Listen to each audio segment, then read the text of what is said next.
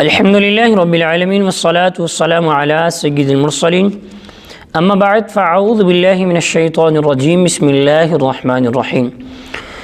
ناظرین و سامعین، آج انشاءاللہ عز و جل ہم سورہ بقرہ کی آیت نمبر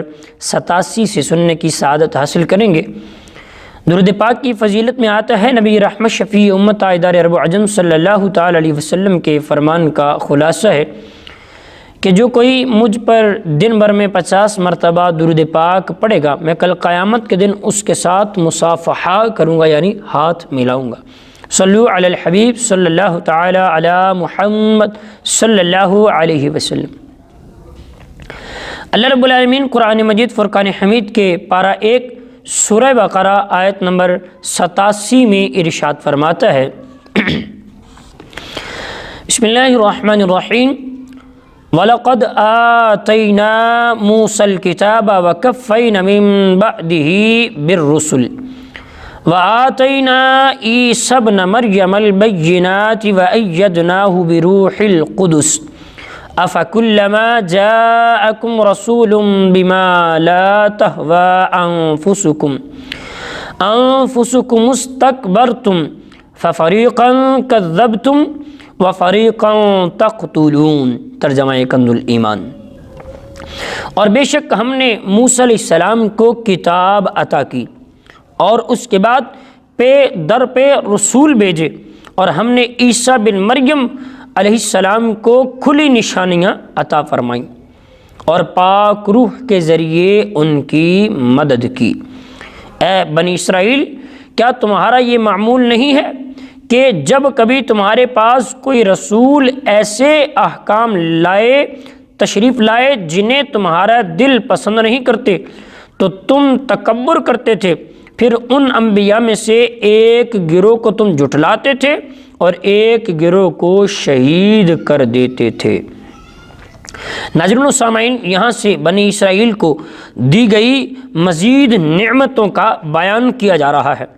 اس آیت میں کتاب سے مراد تورات شریف ہے، جن میں اللہ تعالیٰ کے تمام عہد مذکور کیے گئے تھے۔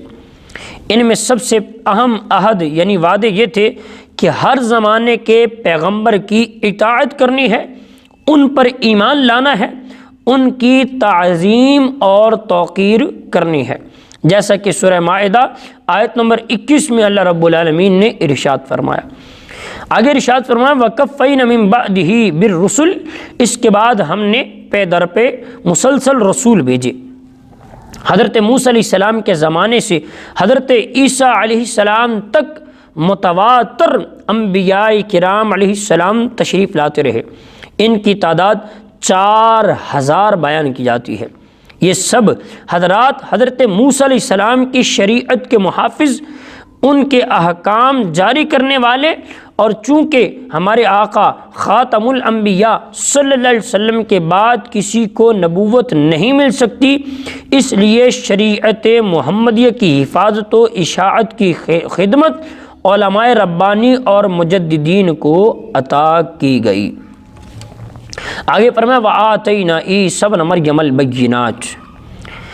ان نشانیوں سے مراد حضرت عیسیٰ علیہ السلام کو جو نشانیاں عطا کی گئیں، ان سے مراد حضرت عیسیٰ علیہ السلام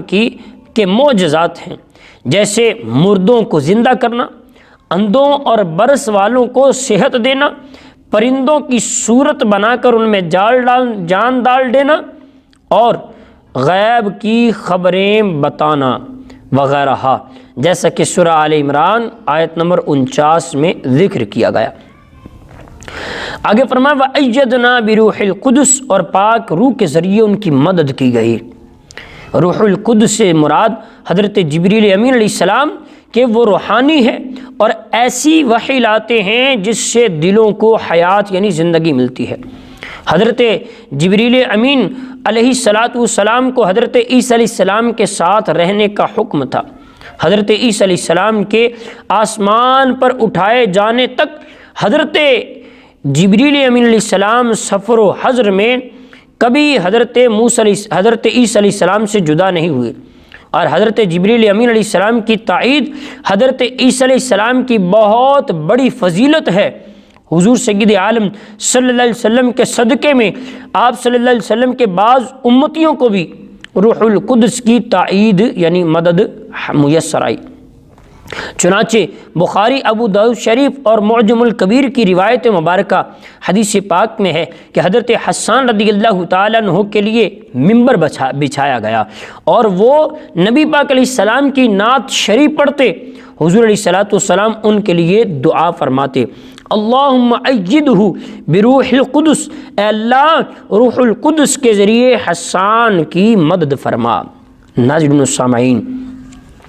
اس تفسیر سے یہ بھی پتہ چلا کہ غیر خدا کی مدد شرک نہیں ہے۔ اللہ تعالیٰ نے حضرت عیسیٰ علیہ السلام کی مدد حضرت جبریل کے ذریعے کروائی،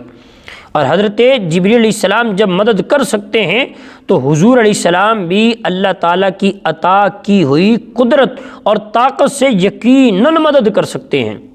حضور علیہ السلام کا اپنی ظاہری حیات مبارکہ میں مدد فرمانے کے بے شمار واقعات احادیث میں ذکر کیے گئے، البتہ ہم یہاں پر چند واقعات سماعت کرتے ہیں جن سے یہ ثابت ہوتا ہے کہ سرکار دو عالم صلی اللہ علیہ وسلم نے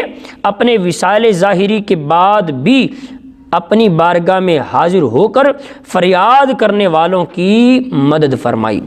چنانچہ وفاء الوفا میں مشہور محدث امام ابو بکر محمد بن مقری اور ابو قاسم سلیمان بن احمد طبرانی اور امام ابو شیخ رحمۃ اللہ تعالی علیہ نے مزار فیض الانوار پر حاضر ہو کر بھوک کی فریاد کی تو حضور علیہ السلام نے ایک علوی بزرگ کے ذریعے انہیں کھانا بھجوایا۔ اس علوی نے کہا، آپ لوگوں نے بارگاہ رسالت میں فریاد کی تھی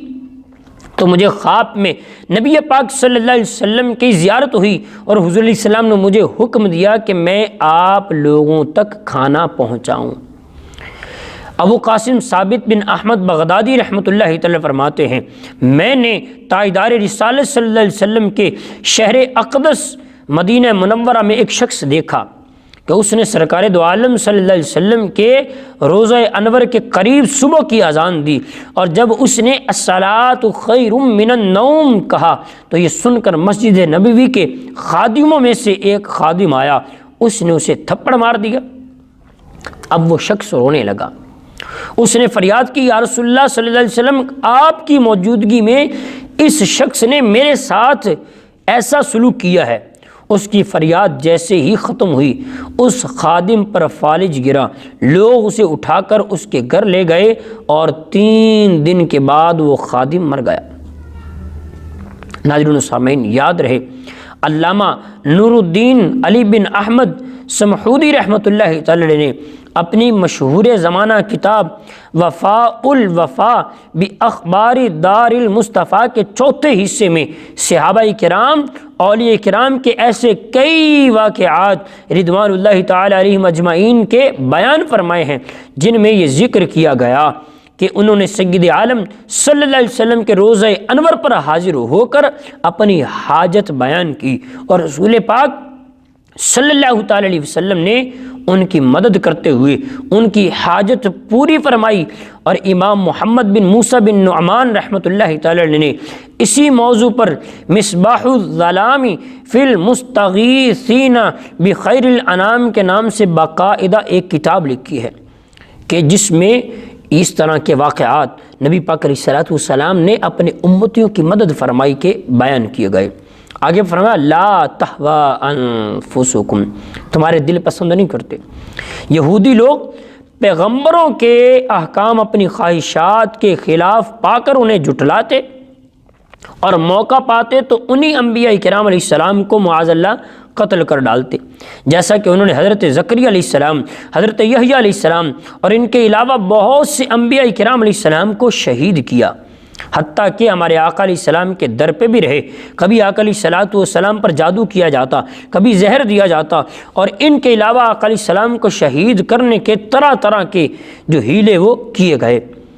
آیت سے یہ بھی پتہ چلا کہ احکام الہی پر اپنی خواہشات کو ترجیح دینا یہ یہودیوں کا، جبکہ حکم الہی کے سامنے اپنے نفس کو کچل ڈالنا یہ کامل الایمان لوگوں کی نشانی ہے۔